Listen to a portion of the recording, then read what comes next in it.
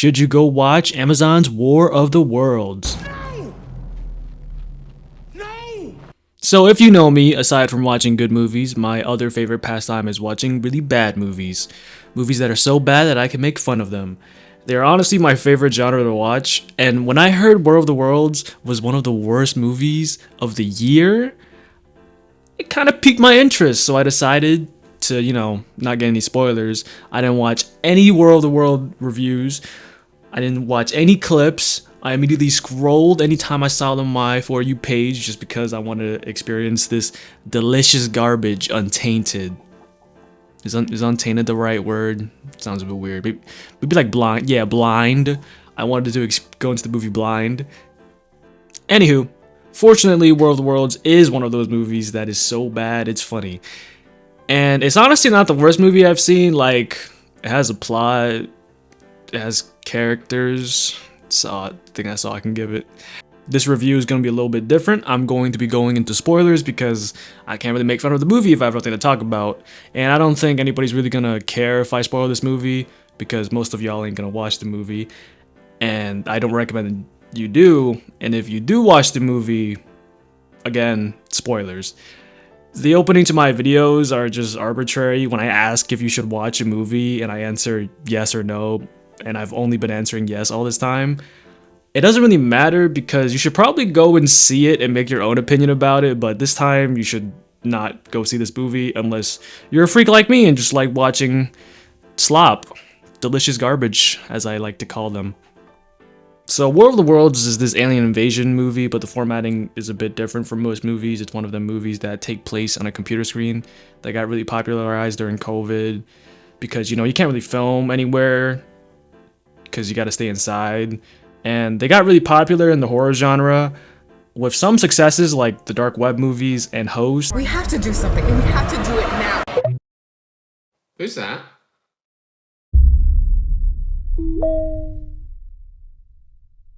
I really recommend Host if you guys want a good horror movie. It's pretty scary. And those movies worked because they were low budget and it made sense for them to be on a computer screen. I actually wonder how much this movie costed to make.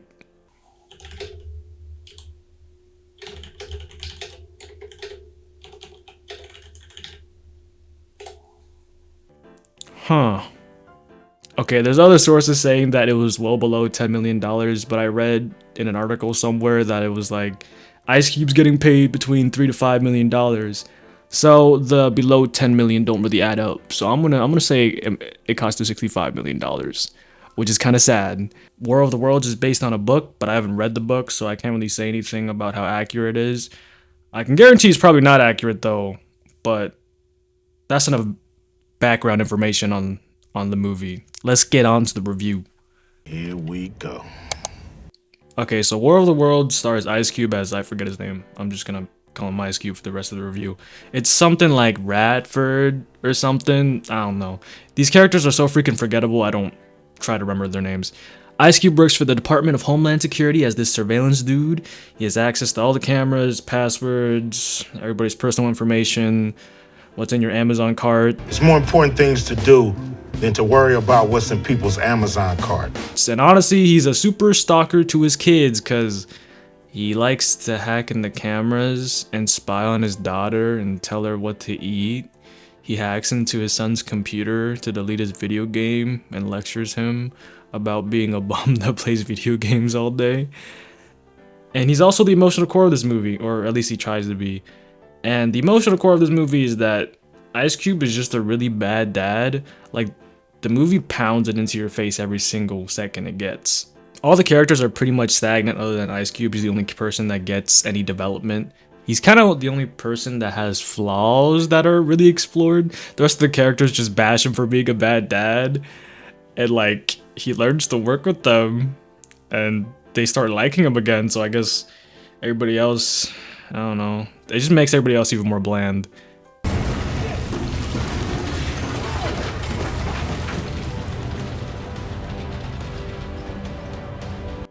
Like, there's other side characters in the movie other than Ice Cube's family that help him figure out like what the freak is going on. but I swear I don't remember them at all. And I just watched the movie. Like, there's a villain reveal at the end of the movie, and it's just so unearned because we immediately learn the information through his conspiracy theorist son that the movie forgets about too for like a good chunk. And he comes back and reveals all this information, and Ice Cube decides to confront the villain, and the villain is like, too bad. And then you kind of just forget about him, and at the end, you find out he gets arrested. That's how forgettable these characters are. The movie forgets about them. And there's this other woman that like looks at the weather and tells Ice Cube like, hey, the weather's kind of weird, and Ice Cube's just like, I don't watch weather, I watch people.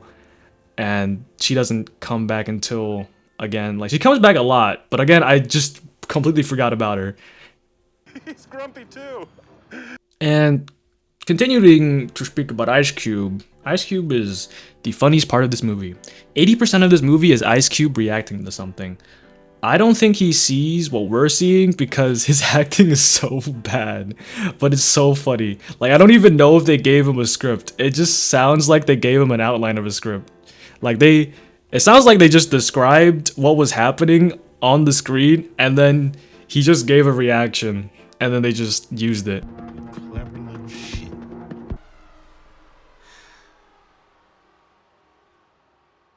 Touchdown. Touchdown. Touchdown. Kiss my ass, Briggs. And when you see the scenes when he's talking to another character, they don't line up. Their performances do not line up. Sometimes he's just having a delayed reaction. Get out of there! Go!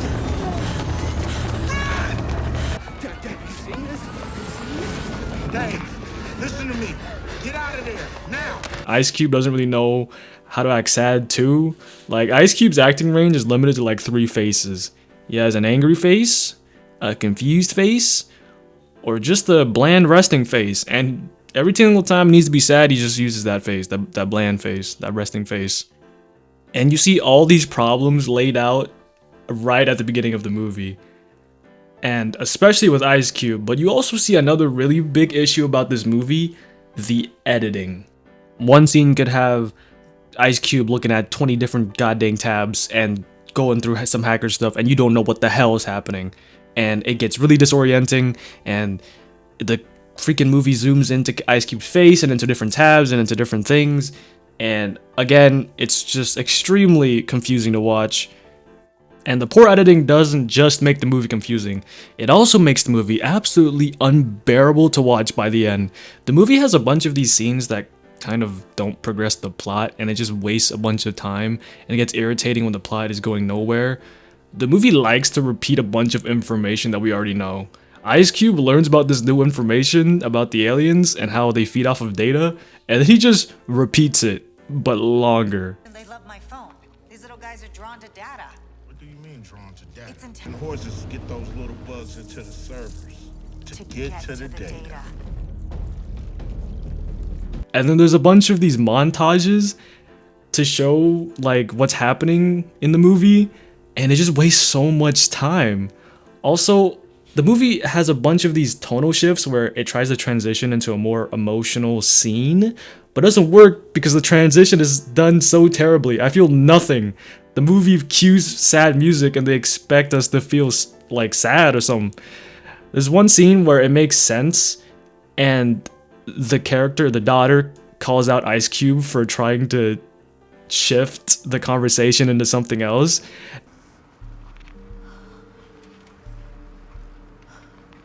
Hey, We have to do this now? Yeah, Ice Cube, it ain't the time. You think you have the power to have saved Mom from a disease? Okay, well, that's a bit too far. That goes for the tension too. The movie has a lot of ups and downs where the character gets something done and it feels like an achievement, and then in the next scene something happens where it sets them back a bit. The movie keeps doing that over and over again to the point where I don't feel any sort of suspense at all. Like, Ice Cube gets touched by some tentacles at the end of the movie, and they try to make me believe that he died or something, and I just feel like the movie just gets dragged out even though it's only like an hour and 30, but I was getting really tired at the end. Like, at some point, laughing at Ice Cube saying random lines and taking off his glasses, somehow having those glasses magically appear back on his face. And the next scene kind of gets a little boring.